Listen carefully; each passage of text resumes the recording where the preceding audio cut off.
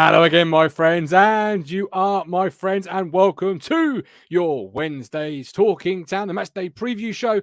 The show that, when it's a Wednesday after a Tuesday fixture, we'll have a quick peek back at what happened last night, and then we'll look firmly ahead to a haunting ground, not an old haunting ground, just a haunting ground, a place that has seen many Ipswich Town managers' career take a nosedive and never truly recover. Let's be honest. We were flying high under Lambert. We went there and lost, never really recovered. Did Cookie ever get anything from Stanley? I don't know if he did. If he did, let me know in the chat.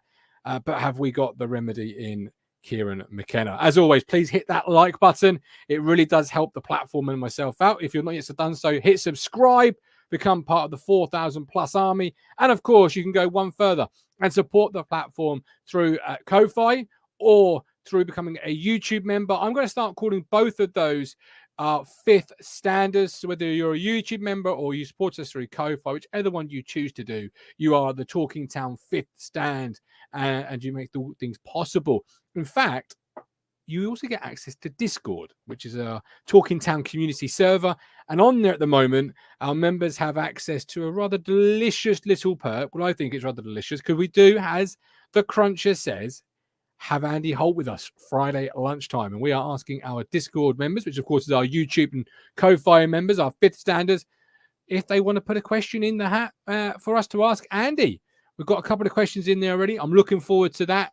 Just another great perk for supporting what I hope you think is one of the best platforms, if not the best platform for Ipswich Town out there. Links are in the chat to support the show. The moment you support the show, you get access to the Discord, and it is a lively bunch. Anthony Stills, I take you waterproofs. Colin, it's going to be a wet one. I imagine that's probably Accrington Stanley. Richard Chalmers, and a YouTube member. Thank you very much, my brother. Welcome home. Welcome to Talking Town. Stephen, be a good watch. Might get a better idea of his issue. Of course, Andy Holt and the I follow income question. I'm sure that will absolutely come up. Stephen Bills, good evening. Stiggy the trunk. Good evening, Christopher Edwards. Good evening. Absolutely loved the active chat. It's really busy already.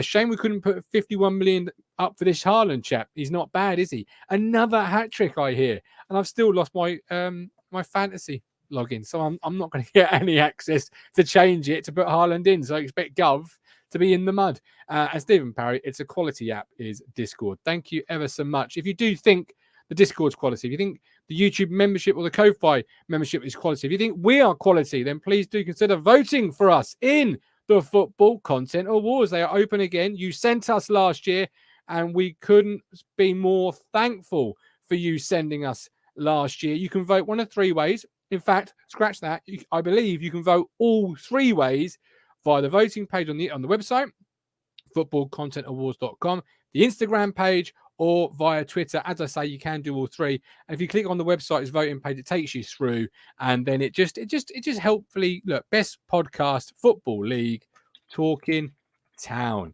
Oh, spell it right, mine. It is your own platform. And then best influencer, we want you to vote for Richard Moss, because let's face it, if he says fart, the whole of Twitter has a ripple. So vote Richard Moss, best influencer.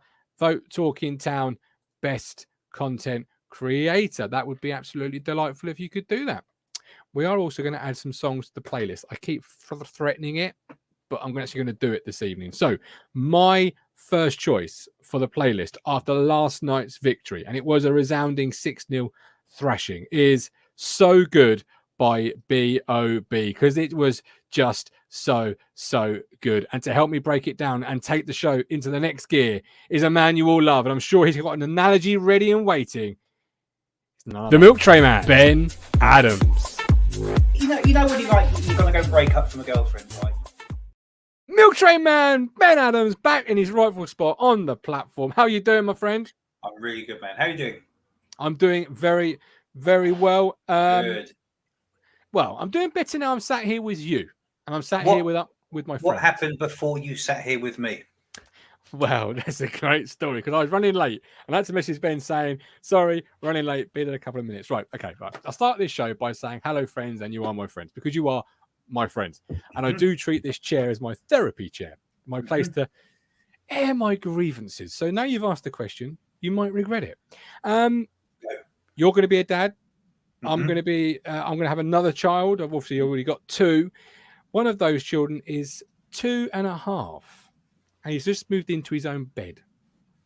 Ooh. The problem is he's refusing to stay in his own bed. So every time you put him down to sleep at night, he jumps up, and it's like, put him down, jump up, put him down, jump up, comes to the stair gate, wows. Not the country, by the way. So yeah, you got all that to come, my friend. I'm looking into my crystal ball and I'm seeing my future. Yeah. And then of course today's the last day of the holidays. So the Mrs. L goes back to work tomorrow. So I become full-time daddy again. And so we've had the chat about another baby coming, maternity leave, need more money. That step-up chat, basically. You know, the one women have when they start to panic? I do. Very, very well. Yeah. We call that parallel processing in my industry. Well, I call it balls in a vice and she's squeezing. Yeah, basically. Yeah. So if it ain't now down, it's being sold. So the fat bastard in the blue blazer. But welcome, Ben. How are you? We've got lots of people in the chat. Last night, 6-0 hammering. First of all, let's get a Talking Town playlist entry from you. What song are you submitting into the jukebox? So I'm going to go for Pearl Jam, Alive, because looking at the team and looking at even the B team, it feels alive. It feels like people are alive and they're ready to, they want to progress. They want to do well. They want to stamp their marks. I watched all the goals back and it just felt good. It looked good. There was energy. The crowd were really good, and people have been really emphatic about it on the socials, and it feels alive in so many years where it's felt dead. So mine is Pearl Jam, Alive. Pearl Jam, Alive. I like it. Our first Pearl Jam entrant. Good work, man. Good work. There you go. Evening, Colin. Good to see you, man. Good work. Billy Dalton was surprised. Alex Griffin went last night after the stars. Thank you very much, Cruncher. Legacy. I find duct tape is the way forward. Will, even buy plenty of that. No, I'm joking. Even all, looking forward to Saturday. VPN FC out in force. Yeah, too right. Yeah, works well. I found this weird hack with VPN, or should I say, a friend of mine who uses VPN who told me about this. Is that when my friend uses it through an iPad and your VPN, the signal is really shit. But if you go into the EFL website with a VPN, because it's the only way you can actually access a match, and as soon as you have a picture of a live feed, turn off the VPN, and the picture is perfect. The streaming is perfect. It will last for about 40 minutes, and then it will say you don't have permission to use this video. You want to come out of it and go straight back in, do the same process, you'll get a wonderful signal. Apparently, I hear from. Okay, I mean, your friend of your friend of your friend is rather knowledgeable, to be fair. But okay, fair play. There we go. He's good looking too, actually, bastard. And that is the VPN FC latest news and updates. Back to Ipswich Town. I like it though, Ben. Final thoughts after last night. You mentioned the B team. Well, it was a mixture of both.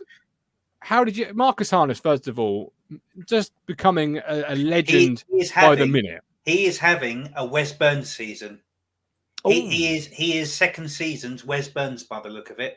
And where I do feel that Wes Burns hasn't quite parried up the engine to maximum revs, not all the cylinders are firing quite yet, but he's obviously still fucking fantastic. Harness is having a Burns season. And I think if you're seeing that guy getting 13, 14 goals this year, that could be massive, because we are not going to get it from a striker. That much is I think, quite clear now. Although I am extremely happy that Radpo scores, and we'll probably talk about that. But we will, yeah. If goals are to come from others in the team, you need someone like Harness, And imagine we didn't get Harness, you take out all of his goals, we wouldn't be sitting here so kind of happy now, I think. Yeah, Cruncher says Harness been doing this for the past 3 seasons. No one should be surprised. Yeah, you're right. Yes, which is a fair point. But then we've seen it so often over the years, haven't we, Ben? They do it elsewhere. They arrive. I mean, look at Joe Pigott. Had a great season. Arrives. Couldn't sniff a goal last year. Yeah. How many times have we said that on the pod? More probably the beginning of last year. But this is the team that players come to die. You get your last big paycheck, your last big kind of contract. You die, but it kind of looks like the players we've got, and this is down to very good recruitment and a system that goes from the very top to the very bottom of the club. People are bought into it. We're finally playing the way that we're told we're going to play. Yeah, I don't know, Kirk and Hurst and all this. They've also we have a system and they're buying a system. This is the first season we've actually seen the system work that was promised to us, and I love it when that happens because it's so fucking rare. It is, and that's exactly what I was going to say to you. It's rare to have the consistency of the system throughout the whole squad, in the sense of it's quite clear what they are working on. It's quite clear what the drill patterns are in training, because every man to the last, even in the young lad coming off the bench, knew his job in the system, knew the press triggers, knew when to play, knew when not to play. There's just little nuances that you always watch these sort of cup games and you go, well, we don't play like that on a Saturday, and you get the feeling that there's a it's disjoint, just cobbled together. A disjoint, brilliant word. I love it. Where it's not last night. Isn't it nice that? And this is why this is really important this season. This is why I think this season might be a good one. I'm not entirely sold yet, but I'm a hell of a lot further than I was from last year. Is that we've got a couple of key injuries now. Burns is coming back, although he might not be 100% match fit. Aluko, who, for me, I love Aluko. I know he's a bit divided amongst some fans, but I think he's absolutely fantastic. And Chaplin, these are key players. And what you do, if a group of players belong to a system and you play to a system and you believe into a system and it's consistent to a system, that means a player can come in and drop into it. The quality might not be there, but the mindset behind that actually would be. So it allows the players who are still in the side to actually do better and to continue on and to bring those fringe players in. Because you're not going to suddenly bring in someone who's a complete misnomer. When we were playing, ridiculous formations with Paul Cook, and you throw in any player just hoping something would fix. You're throwing in someone who's used to playing in a 4-4-2 to a 3-5-2-1, whatever it is. Yeah. So you've got players who come in and drop in, come out, drop in, come out, drop in. And that is so important. And I think I don't know if anyone's heard any more about Chaplin, because that's really devastating. If people are saying for 6 to 8 weeks, possibly that are saying, then you need someone who, although isn't that good, they can drop into the system that he plays, so the damage isn't as much. Yeah. Let's talk about the Chaplin injury before I bring a couple of people in who wanted to have their say this evening. If 6 to 8 weeks is the rumor running wildfire over social media, if it is that long, if it is 6 to 8 weeks, what does that mean for this football team, Ben? Because Luco's also possibly injured for a while. We don't know how long. I'm not so worried about that. I know you're a Luco fan, but production of zero can be replaced. There's a hierarchy of replacement, and Chaplin is ahead of Luco. There's no question. Absolutely, but naturally, Luco would normally have stepped into the role of Chaplin. Yeah. So if they're both missing. I know. So who do you put into that? What are you doing? How do you fix this hole? You got window left open, it's creaking shut. What would your plan be right now if you were a part of the brain trust of Ipswich Town Football Club? That's the thing, I think, because we've been so focused on a striker who, I don't think we're ever going to get Hurst. It would have happened a long time ago. He's gone already on Blackburn. Yeah, I know he has. He's signed, but I think the only worry will be that we focus so heavily on the striker, we didn't consider that one of our best players. And look, Chaplin and Burns are our 2 best outfield players in the whole squad. So what you don't want to do is leave Burns, but I think he needs to just be managed very carefully, because Burns on a 10 out of 10 can cover a Chaplin on a 7 to 8 out of 10 for me, because he can actually cut in and almost do that centre forward's job and hit the goal. So if Chaplin's going to be out for 2 months, make sure Burns is fit and can be playing well. And I think you kind of ameliorate that loss. Do you or are you putting a lot on the shoulders of a Wesley Burns, of a Marcus Harness? Because I jokingly said earlier, when somebody said to me they'd heard 6 to 8 weeks, I said, I hope Marcus Harness is in the gym, because he's going to need to be putting this whole football club on his back to 6 to 8 weeks, because Wes Burns obviously missed time with the groin. We don't know how fully fit he may be, or how much we need to put on his plate as we head into a tough period of Accrington Stanley, Wednesday at Plymouth. You got Marcus Harness. Outside that, Tyrese John Jules, who's a young kid, still learning the game. Yeah, but he's still up and down. It's that rawness of a player. You got Carl Edwards, who was absolutely phenomenal against the League Two side. Yes, exactly. I think, and there's a lot of noise about. Yeah, my criticism of Jackson is he's not a striker. He's probably a right winger. I mean, dare I say he might be the person to actually stick in that position, because he's a right winger. he's no striker. So that's an interesting proposition. But you got, Greg Lee and you got Harness. I think thank God we got Harness doing what he's doing, because you need a player to step up and be absolutely phenomenal when another player who's phenomenal goes down. The trouble we've had in previous seasons, we've only had one or two phenomenal players or very good players, and when they come out, we lose. Wes Burns being a great example. Last season, Wes Burns gets injured, we don't win a game. He comes in the side, we win a game. I would argue we have 2, 3, maybe 4 players who are actually on that level, John Warren disagrees with Ben, which is perfect. It's what this platform is all about, John. Others that I believe are irreplaceable more. So outfield players, I said very specifically, outfield players. That defence, I don't touch. The best defence in the league, outfield players. Okay, all right. Norman says it's not 6 to 8 weeks. It's the same twins that Burns got. He only missed 2 games. Norman, I'd kiss you on the forehead like Laurent Blanc and Fabien Barthez used to do. If that was the case, we're just discussing what's been swirling around social media this afternoon. It's run. It's all we have. It's all we have. Well, this is it until McKenna sits down with the press. We'll have a bit more. Obviously, I believe on probably Friday night. But isn't it interesting? Isn't it interesting that we are more focused, and I've got that kind of feeling reading all across all the socials.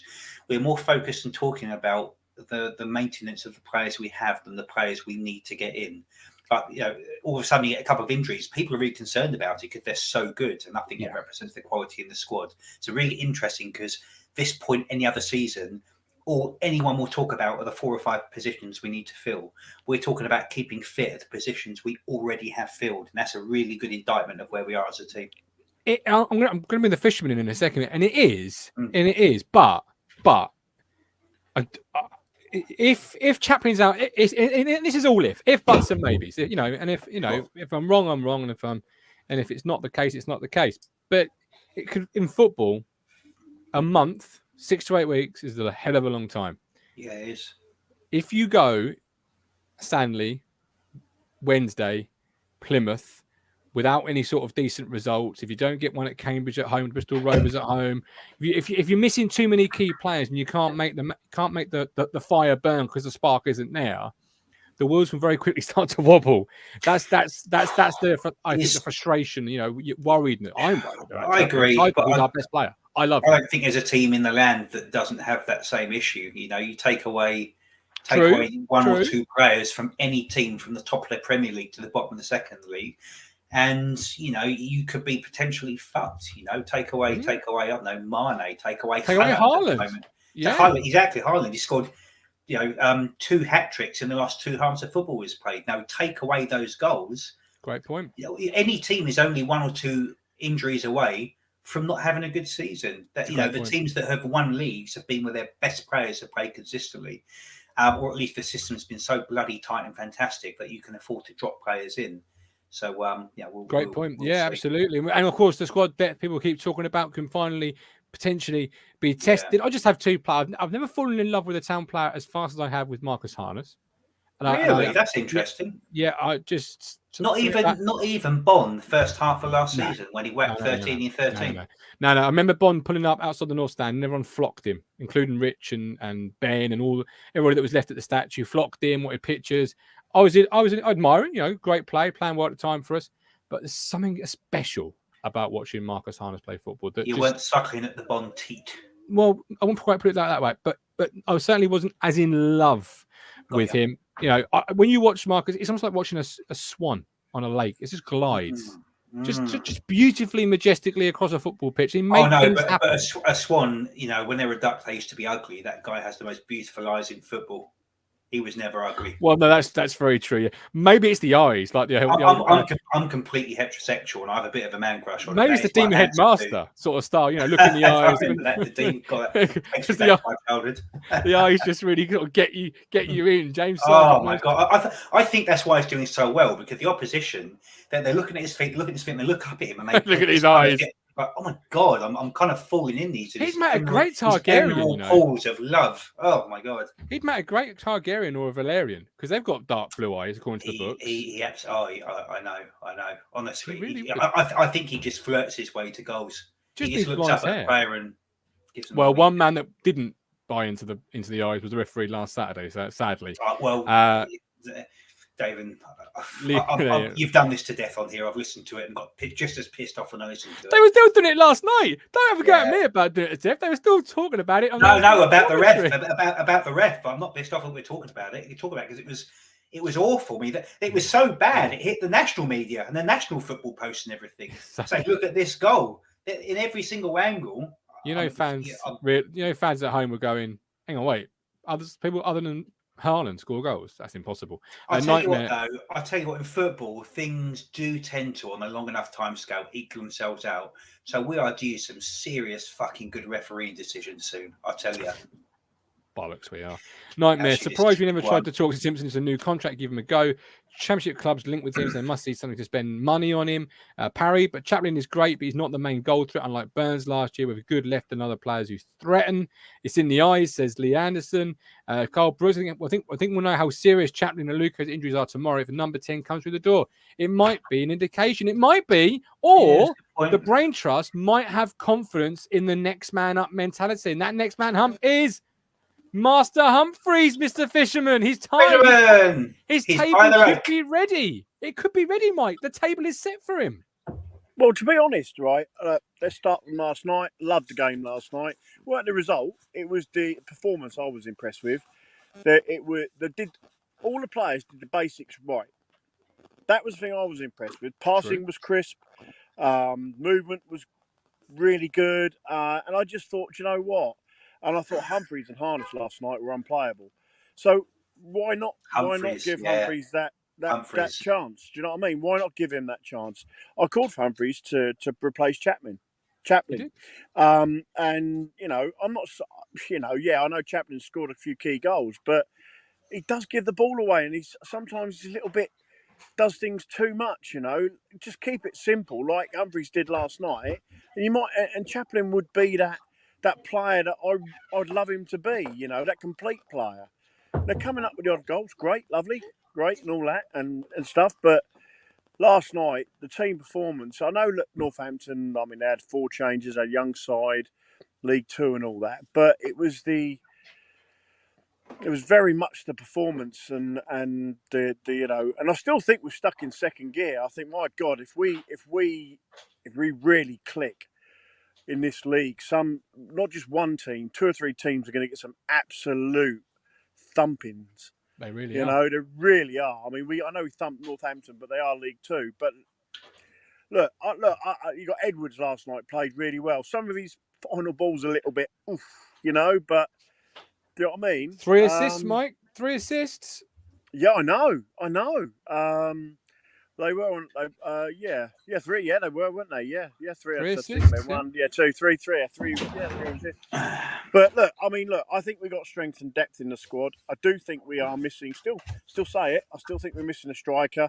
Agreed. Jackson last night looked awful. Really, he puffed and puffed, but hang on. That was apt timing there, Ben, because the Fisherman is now frozen, and you were putting a face at the same time. I thought you both were frozen. I thought it was me. I thought my computer about to just chuck me off. Well, hopefully, he's gone. He was finally someone who actually agrees with something I say, and he's frozen off. He's bringing any Caden Jackson. Just pulled the plugs on the national Wi-Fi. Somewhere. They're dissing Jackson again. Just pull the fucking Wi-Fi. Jackson, who's got academy armour on. No, you can't say something bad about him. I like Caden. Don't be dissing my Caden. Good for you. Thank you very much. But as Mike was saying before he rudely left us, because as Stephen Parry said, he's got his rod out. Last night, this man got the goal we'd all been craving. Look at that face, Ben. That was a big smile at the end, wasn't it? And do you know that I agree with something? I think Cruncher said it was either last night or the night before. He said that could be one of the most important goals scored in the season, because if you're gonna lose someone like Chaplin, who's gonna score you 10, 12 goals, then you need, if that goal is gonna kickfire him to doing something special this season, he needed that last night. That smile. Look at all that. Do you know what? Don't even look at him. Look at the players around him. Look at the players. They're so happy for him. Cuddling the manager. What a weight off. It's like a teenager losing your virginity. I had the same smile on my face when I was 16 years old. Exactly the same smile. You're waiting for so long. Did and your it's finally mates also? happened. Hey, What an analogy! I mean, come on. look at that smile. That is a walking out of some godforsaken house party. A man. I love it. I'm just delighted for him. That face says it all. The reaction of his teammates says it all. You know, it's almost like he's getting a round of applause. You know, they're all circling him, giving that round of applause. And just how important can that moment be for our season? That's that one simple goal. How important could it be?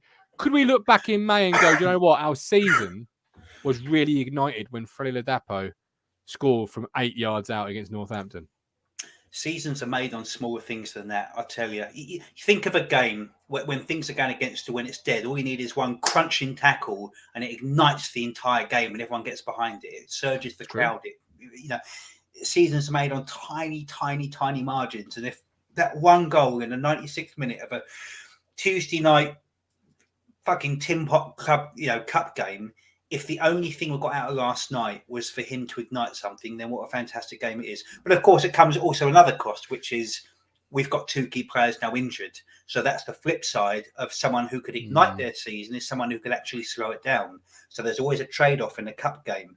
But for him, that smile at the end, I'm like, yeah, you wanted that and you needed it, and I'm really happy for you. Because I've been kind of thinking and saying it, Pig at 2.0. And let's face it, until last night, that's kind of what it looks like.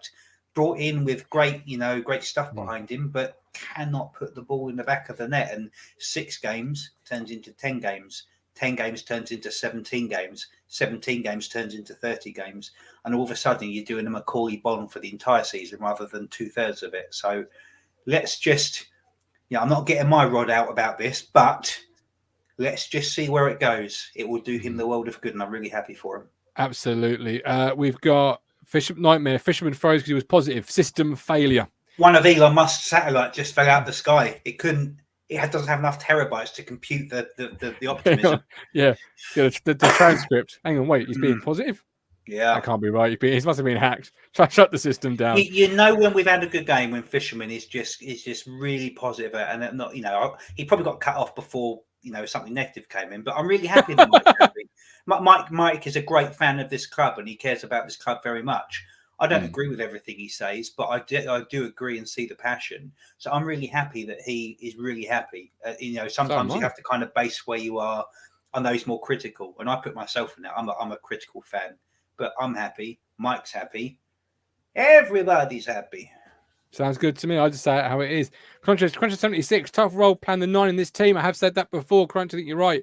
Pleased for Freddie. Let's hope he can kick on now. Yeah. Stephen says now he's good. Now he has not got the I ain't scored excuse. Now he needs to push on, and I think he can.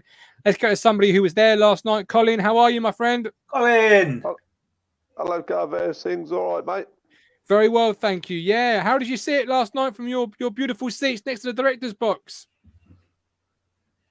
Well, I must admit, I saw it very much as I saw it as a game, like a really, really good training session, if you like, and I was made up, like Rich and several other people like yourself have said, made up for Ladapo getting his first goal. And Humphreys, that I know Kieran's gone on about it, but people of his ilk, they don't just say these things for a laugh, No. He is and was a quality footballer at a very early age, and I think if you look at him now, Gov, he started to beef up just a little bit. Not a lot, but a little bit. And I noticed that last night. But like you said about Harness, I said a thing to my brother today. He glides across that midfield. He glides across the grass, which is a fantastic trait in a midfield player. I'll tell you what, he's got more than anything else. He's got He's got that eye for a pass, which is... He's got 2 beautiful eyes for a pass. Yeah, leave his eyes out of it. Yeah, but no, Humphreys. I don't think he's very, very far away from a first team start in the first division. I really don't. No. You know, Okay. obviously these injuries, hopefully they're not too bad. But if these injuries are as bad as we fear, as the rumour suggests, yeah, they're all rumours, Gov, at the moment. But I think Humphreys might be a lot closer than we think he is. You know. Colin, you've been watching this for forever. You've seen young players come through. You've seen every iteration of teams and legends and solid players. I mean, it's good to hear when you kind of look at Humphreys. You know, you've seen it all, and it's good to see that you kind of see a man who is really young. He's probably one of the ones that's come up that's actually done really well, and you actually think he's not too far away. And I'm kind of thinking you've seen them all, so that's good to hear. Well, I just think that I'm going to say it because I've seen so many really good players come to the youth policy over the years, and I think he's one of those that is just about. I'm not going to say definitely. I think he's just about ready. I think if you had to, and I'm sure he probably won't on Saturday because it's not. I don't think it's the kind of game for him. If I'm totally honest, if Kieran felt he had to throw him in on Saturday, which I don't think he will, if he did do that, I don't think he'd worry about it whatsoever. He's just got that little bit extra for that. I don't know what he's 18, 19, is he? Yeah, something like that. Kid. You know, yeah. Cruncher says though, Colin Humphreys is behind Morsey, Evans, and Ball. Does he need a loan spell, Colin? Did he show last night that some potential club in League Two that he could really offer them something special? Because Cruncher's right, he is fourth in the pecking order. In the most coveted area of the pitch, where we have probably the best players, you know, that's a hell of a place to try and fill. No, I do agree with that statement. I really do. But Rich is a great endorser of horses for courses. I know that. And horses for courses on Saturday, that's not Humphreys' game. Not in my opinion. So I do agree with what he's saying there. It's a kind of game for me, whether Ball is fit enough or not, I don't know. But Evans will probably start anyway because Evans doesn't deserve to be dropped. 100%. That game would be more for an Evans or a Ball. But you get something like Bristol Rovers. I'm not so sure about Cambridge. You get something like Bristol Rovers at home. I wouldn't be scared to put him in, in a game like that. But yeah, it's horses for courses, and there'll be games where Kieran just doesn't fancy him because, maybe he feels he's a little bit too lightweight for games like against Accrington, whatever, but good. Yeah. I just want to ask you about Sonny Aluko because I know you're a big fan of Sean Aluko, and I really felt for him last night, Colin, because he was running the game up until the injury, really putting his authority around, really showing his class, how he was a cut above the level he was being asked to play at. And then he had the injury, and I was really, really sorry for him. How much of a big loss do you feel from your perspective as an Aluko fan, as Ben is going to be missing Sean from the squad for any period of time? Well, I think we're all gonna suffer with this. I think. I mean, we don't know. It's difficult to answer that, Gov, until we know the length of the injury. Like I said to you, I think it was this morning, and one or two other people, it didn't look good. It looked awful, really, how he went off and stuff, I just said to Matchday at half time, that definitely looks like knee ligaments to me. And if it's knee ligaments, oh dear, what time scale you put on it? 2, 3, 4, 5 months, maybe the whole season. You never know how serious that injury is. Exactly. We don't know the severity of the injury, so it's really hard to sort of say what we think it is and how long it's going to be. But you have got 4 games in the space of 2 weeks. So it's 2 games a week coming up. You're going to be really testing your squad, and he's a big part of that squad, isn't he? He's like I've said to you and Rich and everybody else over the last few weeks. I've totally held my hands up, which I'm man enough to do.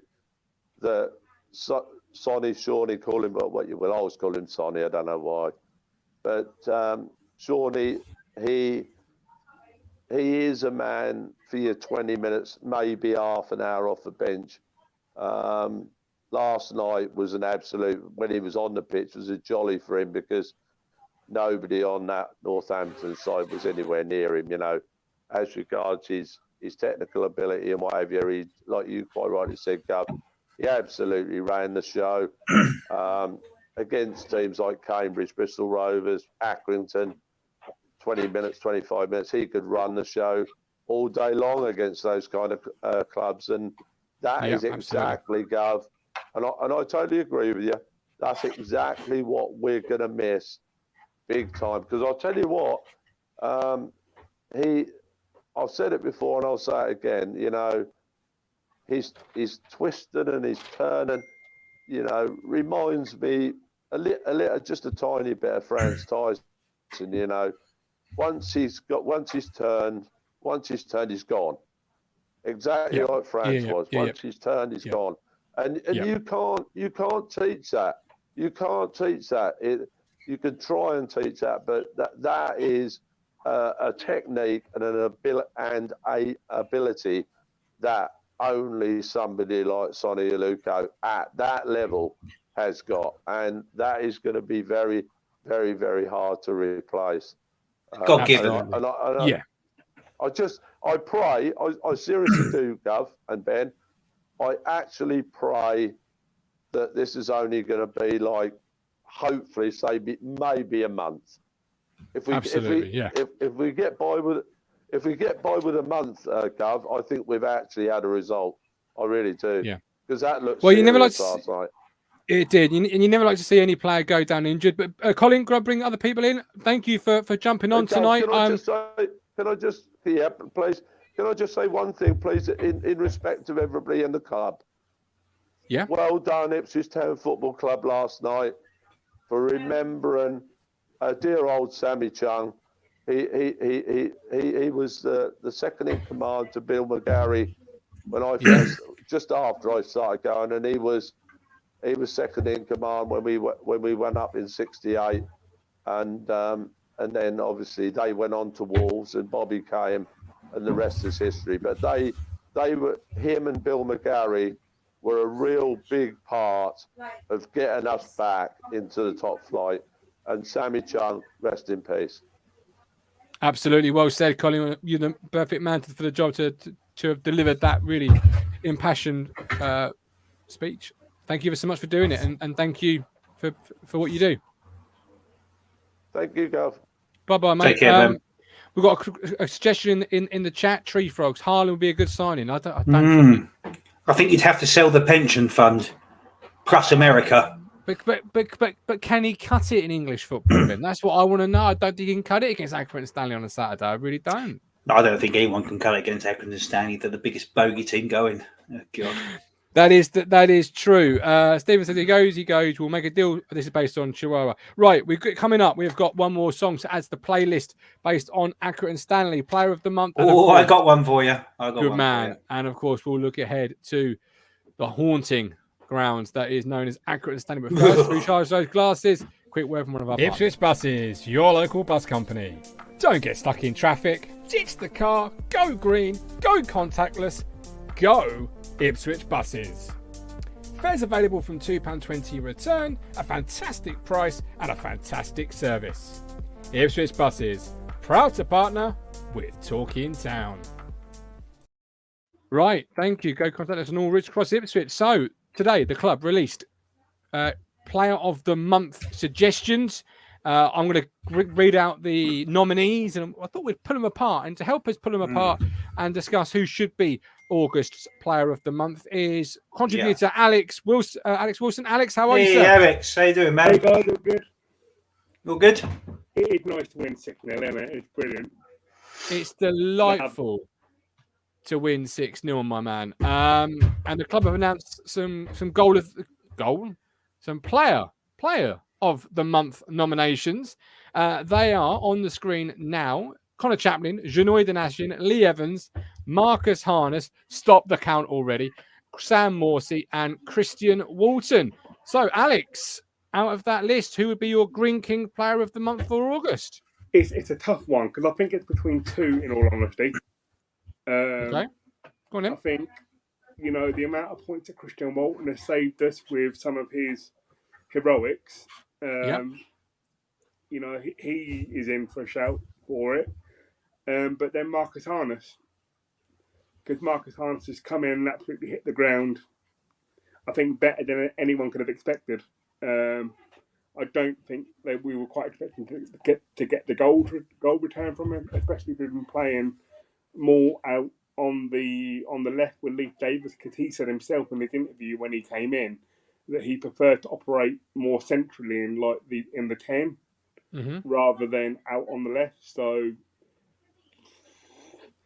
for me, I think just because of his sheer quality, I would actually go Christian Walton for me.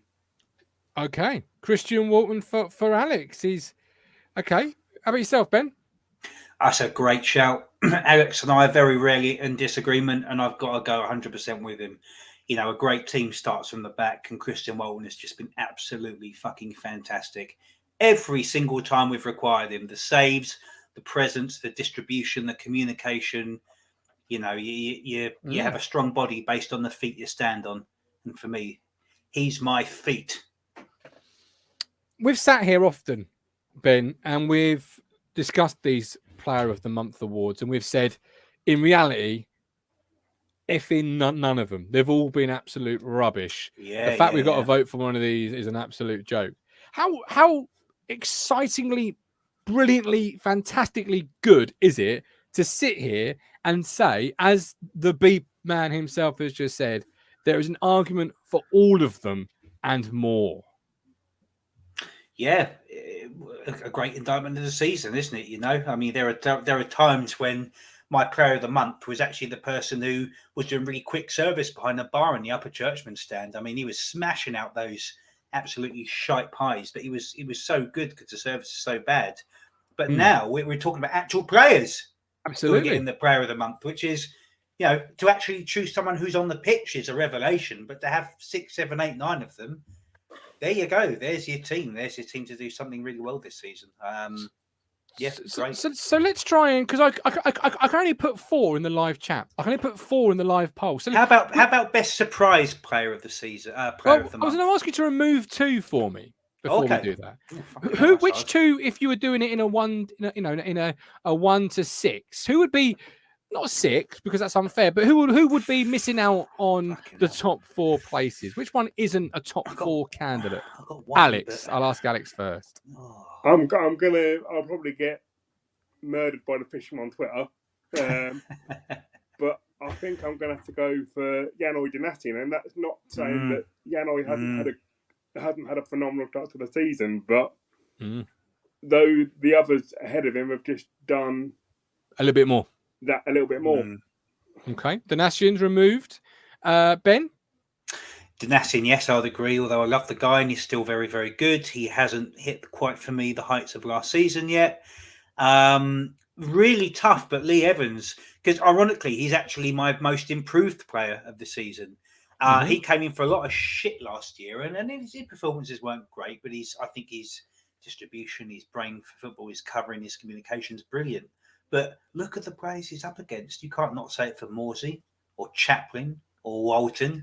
These are all, it's like having a Ferrari, a Lambo, and a fucking Porsche 911 GT 4 next year. I mean, what card do you drop? They're all brilliant at different things, you know. Exactly. It's I think that's tough. really harsh, though, you know, to drop. I think Lee Evans has done more in this month. Oh, he has. Than Sam Morsey. But look who he's up against. Is that because Lee Evans was starting from a further back position than Sam Morsey? Is Sam Morsey's standards always been here, whereas our expectations of Lee Evans when we kicked off against Bolton was, hurry up, Don Ball, God, we need you. And he's actually surprised us all, Alex, in the sense of now we're saying, don't worry, Dom, you sit down, pal. We're all right for another week. I think, you know, with Lee Evans, I think, and I'll quite happily go out there and say that I was at the start of the season, you know, if we're going to get rid of a central midfielder, I was happy for Lee Evans to go. But if you think about last year, you know, I would say he never really got his injury record was so stop-start last year that we didn't get the opportunity to see the best of him. And I think now he's had this run of games with Sam Morsey beside him, you can just see the understanding that those two have got from playing together. And it's almost like Lee Evans is almost like a new signing for this season rather than someone that came in under the bomb squad last year. Do you think that Lee Evans this year is doing what Janoy Danassian done last year, which is most improved player? Good question. Yeah, I would say he's on a curve. I would say the expectations that we had of Lee Evans when he first arrived and sort of made his place, he started from a higher point than Danassian was, because Danassian had never really had that run of games when he came in. You know, he was just that one that would fill in on your cup games, and he'd not really had a chance to. So he was starting from a lower beginning point, if you like, whereas Lee Evans sort of came in with expectation, didn't fulfil that drop down. So it's difficult. I don't think you're comparing apples with apples when you maybe put that argument together. Okay, fair enough. My player of the month is very simple. It's Marcus Harness. I don't think who are the two players you removed though, Gov? Same question right back to you. Oh, good question. Okay, I would remove Janoy Danassian. That's a no-brainer. Not because I don't think he's had a great month, but because I don't think he's done anything outstanding. By his standards, yeah. But yeah, by standards of the award, which is Player of the Month. Yeah, the best player in the 11. Sure. The second I would remove would probably be, and it's a really tough one because goals are what makes games memorable. And so someone like Connor Chaplin, for example, goal on Saturday stands out a mile because he's just scored. It was a great moment. It gives you that warm, euphoric feeling. And so he stands out. But it would be between him and Sam Morsey who would be that second person for me. I'd probably edge it to Connor Chaplin, just because of the importance of Sam Morsey to the football team.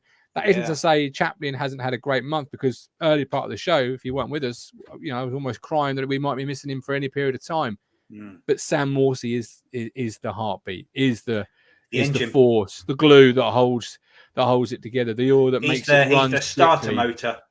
Yeah, absolutely. Yeah, he makes it all just run so smoothly, and he's a great player, and I absolutely categorically love him. Okay, Accrington Stanley, ghosts rather of old. Living in a ghost town. That's not the song, by the way. I've answered the question. Chaplin and Danassian are the other two. Sam Morsey, in any other month, would win it just because he's Sam Morsey and he's our best player. Okay. Yeah, just because the chat were giving me pelters for not answering the question, but I thought I answered the question. I thought I did all right. So Accrington Stanley, a place we don't normally get anything. Alex, the Watford of League One. Are you worried? Is it a bogey place for town now? Ooh, good analogy. I'm not, in all honesty, but for one simple reason. The other times we've gone to Accrington Stanley, we've not had Kieran McKenna and Martin Pert on the sideline. Oh, okay, yeah. We've not had a management team that will we get sucked in. We've had a management team that let us get sucked into playing Accrington's game and not doing very well at it. Whereas now we've got a management team that have been able to get a squad believing in our system. Mm-hmm. And, you know, Ian Westlake says it well, we play the way we play. And we don't get sucked into trying to play the way that, you know, the way that teams like Accrington do. We've now got a unit, a 13 squad and a management team that are all pulling in the same direction. And I think for the first time since we've been there, everybody knows their roles, everyone knows what's expected because it's drilled into them, and you can see there's that stuff in the classroom. So I'm not overly concerned by it. Okay, Ben, are you sharing Alex's sort of, a little quiet confidence there, or are you more, you know what, they are a physical side, we're a play football side. Traditionally, we haven't really managed with that at all well. It is tough because we do better against the sides that try to play football against us. We absolutely wipe them off of the face of the earth. So those physical sides, it's a different kind of a challenge. But, you know, one of our bogey things last year was newly promoted teams, and we've beaten them all. So I'm more positive about Accrington on Saturday. I don't think it'll be the greatest performance you'll see. I think it'll be a tough old dirty fucking League One game, and it'll be battered and bruised all over the pitch. But I do think the quality is there to win, 100%. We're a different team. Yeah. We're a different team now. We're completely and utterly different now. We're a different team now. I think we're a better team. We tried to do last year what we're doing now, but we were half as good. Now, 9 out of the 10 Pistons are firing on this engine, and I think it's enough to see off the physical teams. But tough. I mean, you know, Kieran's team selection is going to be that. I think that will determine the game. I mean, I know it sounds obvious, but I mean, we have a lot of people like Ball and Keogh, those physical older heads, big guys, battlers, bruisers, fucking Sherman tanks. Those are the players that tend to do better against big physical teams. So he's got different people for different things, and against a physical team, you've got options there. You've got options. Be really interesting. Yeah, we have got plenty of them. Richard, I think we're already a top 2 team at the Crunchers. Add 1 or 2 because Crunchers said big 70. Did he say big 24 hours? Yeah, big 24 hours come at the football club at the moment. We've got a top 6. That's very true. Add 1, possibly 2 to make us a top 2 team. Yeah. Richard always thinks we're a top 2 team. Good point. It'll be a good marker of the season if we beat Aki on Saturday, says Tree Frogs. LG, it's clear game changer have put the plug on funds. Shocking into the window. Ashton Paul again. Anyone? We just signed Leif Davis for nearly £2 million, or $1 million plus. We just spent £1 million a month ago. What are you on about? Fucking left back. Come on, LG. Come on. Come on. I'd love you to come on the platform and actually put some meat on that because. Yeah, we've spent so much fucking money in the last year and a half. It's frightening. I don't see how you can say that Ashton's been shocking. I don't get what you're basing that on at all.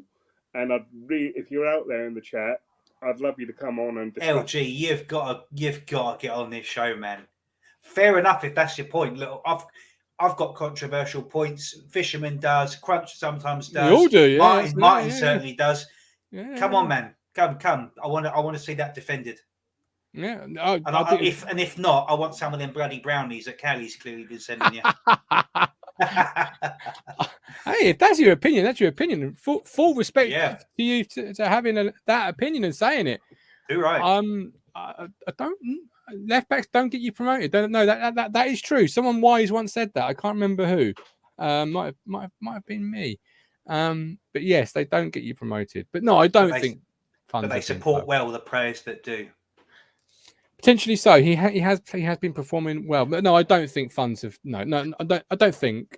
I'm pretty sure they haven't. You got a screenshot that when we spend $800,000 tomorrow night or something. $800,000. We spend nothing, and nobody arrives, and they feel the squad is complete. Yeah. They really do. Colin says Accrington Stanley concede loads of goals at home this season. They do. Yeah. It's going to be interesting because it's a place that Lambert was doing really well. Then we hit Rotherham at home, and then Stanley away on the following Sunday, and it nosedived. Well, Stanley really, or it might have been vice versa. Stanley then Rotherham, one of the two. It was 2 in the same week. We were on Sky that day as well, though. Don't forget we had the Sky. We test. were. You We need an Accrington Stanley with Jackson in the squad, because at least you know the striker ain't going to score against you if it's not one of the 8 games that the goal goes in. Oh, Jesus. Yeah. We have got to do a shirt draw again. Don't worry. I've got it all loaded up. It's ready to go. Don't fret. Don't fret. Don't panic, Mr. Mannering. So, a song for the jukebox as we head to Accrington Stanley, my friends. What have we got, Ben? Mine is from a country singer I quite like called Robbie Fawkes. He released an album in 2007, and the title of the song is called Fuck This Town. It's a brilliant song. He's like a parody singer. He has a bit of fun with his lyrics and his words. So Robbie Fawkes, Fuck This Town, YouTube. It's a great song. Okay. And who sings it? Robbie Fawkes.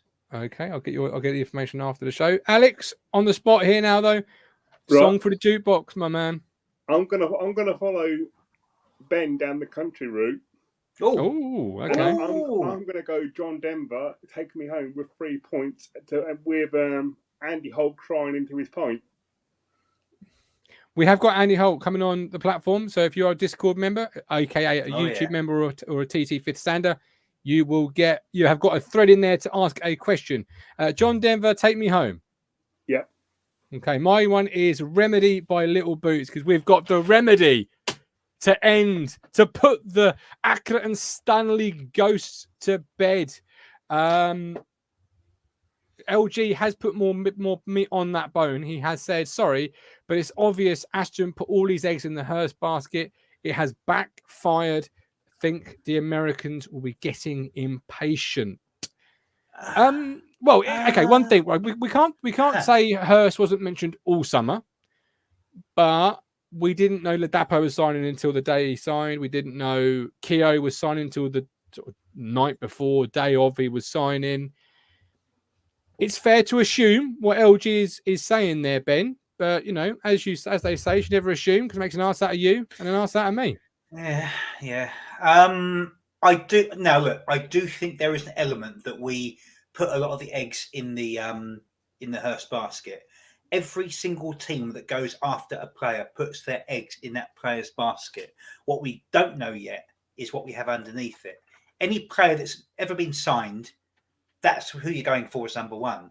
I like to think there will be someone coming in behind it. It won't be some kind of mad scramble for a championship under 21 striker, but time will tell. We have been linked with somebody. But we're fucking linked with everyone. I've had text messages saying someone's at Portman Road for a medical and the club have been told to prepare for the new signing. It doesn't matter anything until the club actually say we've signed this player. We're linked with fucking nothing. They'll be linked with me before long if you leave it long enough. But it ain't going to happen. So I think we've got to trust the process of what's behind it. And in 24 hours, fair enough. Let's revisit that statement. But we've still got another day to go. And well, who knows what's going to happen in 24 hours? You fucking laughing at. I'm laughing at the thought of that, just reading the papers, club town linked with Adams. Yeah, Ipswich Town signed fat balding Jew who has zero tactical awareness and can't pick a team. Yeah, that'll be fantastic. Oh, Jesus. Ben, your sense of humour is something absolutely else. But no, the player we've been linked with, Alex, is William Osula. Who was it? Sunderland, was he? He's currently at Sheffield United. He's played 5 times in the Championship. 21-22 season. He played in the Championship 5 times, 14 minutes per game. So basically 5 times off the bench, let's be honest. And he did well. I would try and read you the stats, but there's fuck all here to read you, so I can't. Basically, the computer says no. When I'm asking it a question, the computer says no. There's no information. So what do you think? 18-year-old rookie, as the Cruncher says. Yeah. It's tough because I do think part of me says you can't really judge him on last year. He's not, 5 times 14 minutes. What can you do, but I'm still very much of the opinion that it might be someone that hasn't been leaked potentially. I was going to fucking have to be at it because we've only been linked to George Hurst and he's just signed for Blackburn. So unless he does a massive Ian Crook style U-turn, that ain't going to be fucking happening.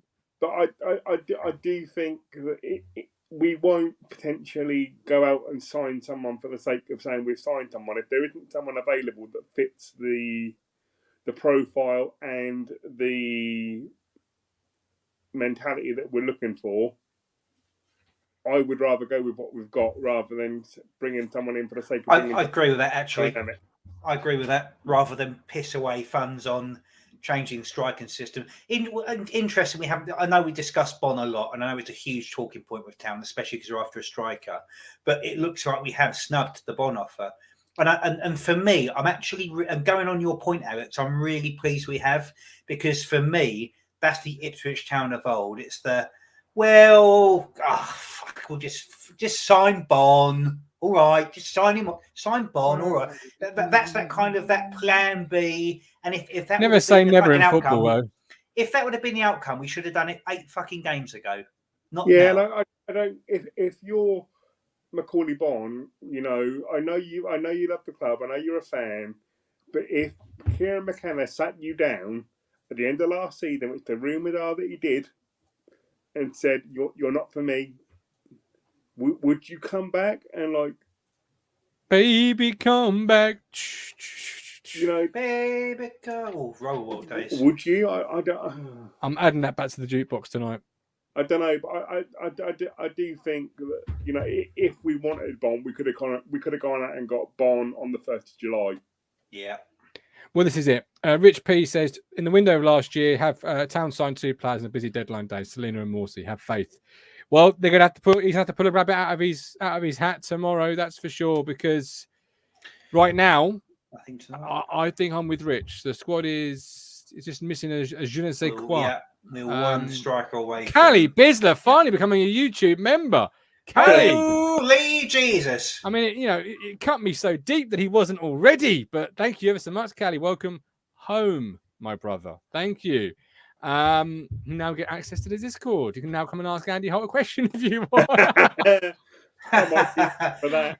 Gabby's very happy now, Callie. He's very, very happy. I didn't say I'd put it to him, but you can certainly try and ask it. Right, score predictions then for the weekend before we close. Actually, before we close, I've got your team here, Ben. You have gone. Oh God, I said. Oh God. Well, you've gone for a 4-2-3-1, which have I? Is that what I did? Which many do believe we have been playing. To be fair, many do believe we've been playing that 4-2-3-1 system. Before I put his team on the screen there, Alex, how would you have? Obviously, Walton in goal. Who'd you back 4B? Well, hang on, I've got to think about it. Oh, because I only thought about the 10. So I would go Cam Burgess, I think. Okay. Ben didn't. Ben went Gregley, Edmondson, Wolf, and the Don. He went with Evans and Morsey. He played Harness in the 10 behind Ladapo. Yeah. And John Jules out wide on the left. Is that how you saw the 10 roll and the shake-up go in there, Alex? Because I wondered whether you could potentially play Harness in the 10. Right. Greg Lee. And then potentially could obviously Leif David in a pacey. Could be injured though, couldn't he? Can you play Leif Davis on left side midfield and push Leif Davis forward? I'm sure you probably could. Leif is also carrying a knot. We don't know if he's going to be out for any sort of sustained period of time. If any game time at all, he might be absolutely fine. Just turning into injury bingo again. Going back a couple of years, aren't we? We are, just did a pirouette from a certain. Just when we finally get our shit together, all the key players get injured. That's about right, isn't it? It is about right, isn't it? It is a good team though, Ben. I do like it. When you and my idea was is that Edmonton and Wolf. I don't want to move them. They're so good at what they do, and Lee has got the that kind of that touch of Cresswell in the making. Don, I wouldn't move because although he's not having not having the great season ever, I still think he's pivotal in that role. I would actually put Morsey behind Evans, so I would actually have Morsey protecting that back 4, but pushing forward alongside Evans. So Evans would actually be a slightly elevated sort of centre forward role. Harness dropping back with Burns and TJ on the wings, supporting Ladapo. So you've actually got your flying wing backs. You've got two players who are not afraid to cut in. You've got Harness who can play the ball close to his feet, supported by Evans who can actually spray it out to anyone in front of him. So that a striker is there's only one striker at the club at the moment, unfortunately, but that would be my team to support him. I like TJJ. I really like him. I think he's fantastic. You know, I can't wait to see what he's capable of. Okay. All right. Interesting. We'll find out more for Friday's press conference show. We have got a special show tomorrow evening as well. Don't forget our away day guide is live tomorrow from 7:30. But we also have a transfer window roundup special. Me and Lewis Robertson sitting down from about, if nothing happens, from 11:15 to catch the last few minutes as the window slams shut. We'll do it all, you know, Jeremy Vine, BBC, political. This is the swing states. This is the swing counties. It's gone to the red team. It's gone to the blues. Proper American, election. Yeah, so did we do a predictor score for Saturday? Hang on, get into just a second. But if there are anything that happens beforehand, we'll go live obviously earlier than 10:45. Yellow ties, says Stephen Perrier. See, if I planned my content in advance, I could have done that, but I don't. I plan it literally like today, as people know, because I'm going, can you do a show tomorrow? So we'll see. Crunch 9%. Yeah, don't forget, type :ITK and then tap the picture as the cruncher has just done, and to get his wonderful, wonderful face. Right, your score then, Alex, for Saturday, please. 2-0. 2-0. Ben? A hard-fought, dirty, filthy, greasy League One 1-0 win. Love it. Love it. Don't filth. Forget, absolute filth. Don't forget, we have got a shirt and a season ticket that Country gives away. There are the details, how to get involved. Record numbers are currently in the hat for the next home game, but don't be put off by that. If you're a subscriber to the channel, get involved. Ben, Alex, I will let you both depart, my friends, as I do this shirt draw.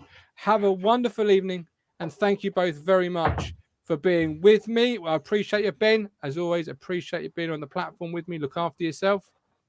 See you later. All the best. So, shirt draw to close today's show. Here we go. Let's go to the random wheel of names. It is absolutely jam-packed. It is loaded. It is ready to go. Don't forget, before you do go, you can become a YouTube member today and join the Discord this evening. I'm sure there'll be an after-show party. There normally is. But here we go. This is where it's at, my friends. This is it. You know how much I hate fucking raffle draws, and this is like a raffle, but you know, needs must and all that. Right. You do giveaways, and apparently you've got to actually do the giveaway. I don't actually know. Right, here we go. Here's the random wheel. Are we ready? Are we steady? 3, 2, 1. Make it spin, baby. Make it spin, baby. Here we go. Right. The winner is not Shirty McShirtface. The winner is H Factor Peace. That will be someone's username. H Factor Peace. You have won the shirt. Please get in touch before Friday, 7 p.m. But I will draw again, just in case you do not step forward. If you don't step forward, the person, like Game of Thrones style, waiting to succeed into the Iron Throne is Bulldozer. There we go. So Bulldozer, you are the person waiting to see if the shirt is claimed by Friday, 7 p.m. Thank you very much for watching. Don't forget, vote for us for FCA Best Content. And until tomorrow, 2 shows, another loaded night at Talking Town. But until tomorrow, enjoy the rest of your evenings with love, with care. Good night. You make me smile when I think of you. If I get down or when I am blue, I can't get enough. Oh, yes, love. You make me happy, I feel so fine. Oh, how I wish that you were mine. I can't get enough. Oh, yes, love. Oh, yes, love. I woke up all soaked in sweat, weird chills running down my neck. I'm going crazy from just the thought of you.